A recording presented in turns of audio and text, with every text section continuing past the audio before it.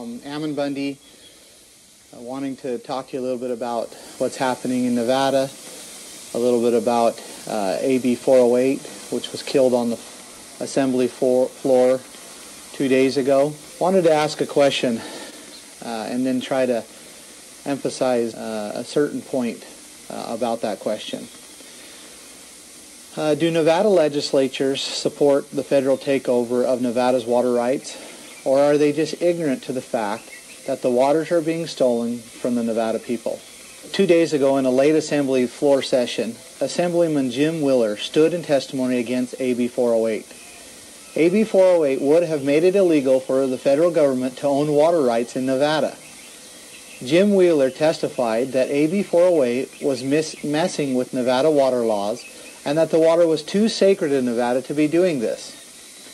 So this question is in order. If legislatures such as Jim Wheeler, Robin Titus, and Chris Edwards, who are supposed to be conservative, are concerned about Nevada water, then why do they assist the federal government in stealing thousands of water rights away from the people of Nevada? To help bring some light to this bloody massacre of individual water rights in the West, let me explain.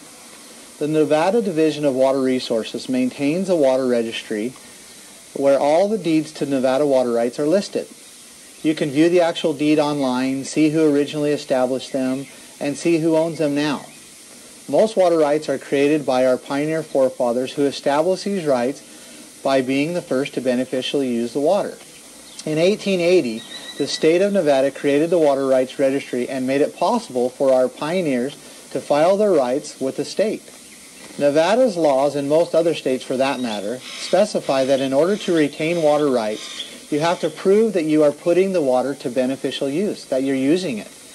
If you fail to use them, someone else may prove beneficial use, and the right can become theirs.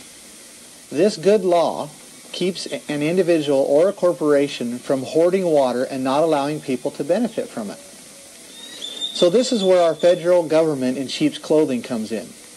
Knowing that water is a limited resource and one that will warrant wealth and power, especially in the future, and desiring that power for themselves, our federal government began a campaign against the citizens of the western states to steal away their water rights, and other resources for that matter. But when it comes to water, all they have to do to accomplish this is get that owner of the water rights to stop using them. Once the owner stops using them, then they can file up on the right and make it theirs. You may be asking yourself, has this really ever happened? Well, in Nevada alone, the BLM has done this 2,715 times. The U.S. Forest Service has done it 2,313 times. The Department of Interior has done it 26 times, and the National Park Service has done it 14 times. Those four federal entities in total have stolen 5,068 water rights from individuals in Nevada alone. With self-appointed power to regulate people off the lands, these federal agencies restrict ranchers, miners, loggers, and other land users from using the land and subsequently the water. In some cases, the federal agencies have later leased or rented the water and other rights back to the very families from whom they stole them from, making the family pay a fee to use what these federal agencies claim as their own, their right. In other cases, the agencies have forced the water right owners to give up claim of the water in order to continue to use the land. There are several other adverse ways in which these agencies have manipulated the resources away from the families. These families that established these rights through hard work and much suffering many, many years ago. Time will not allow me to explain all of them. Needless to say, our federal government is in business for themselves and not for the people. You may recall a year ago I was tasered 3 times.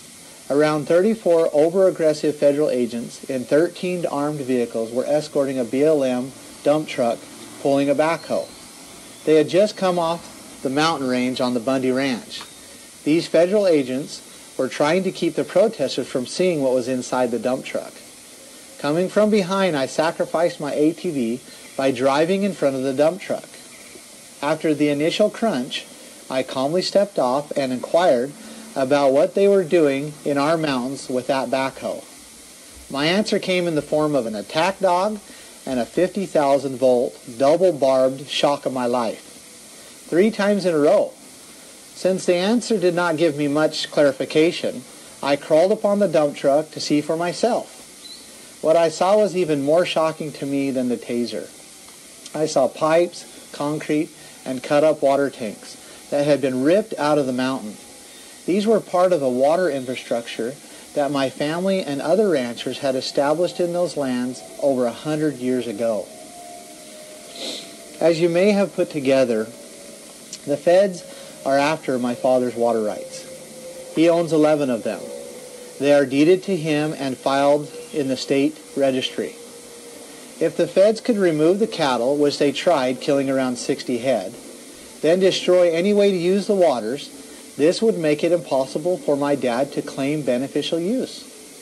After that, all the feds would need to do is claim those waters for themselves, the same way they stole the other 5,068 water rights from the Nevada people. You may also find it interesting that the grazing rights in Nevada are deeded with the stock water rights.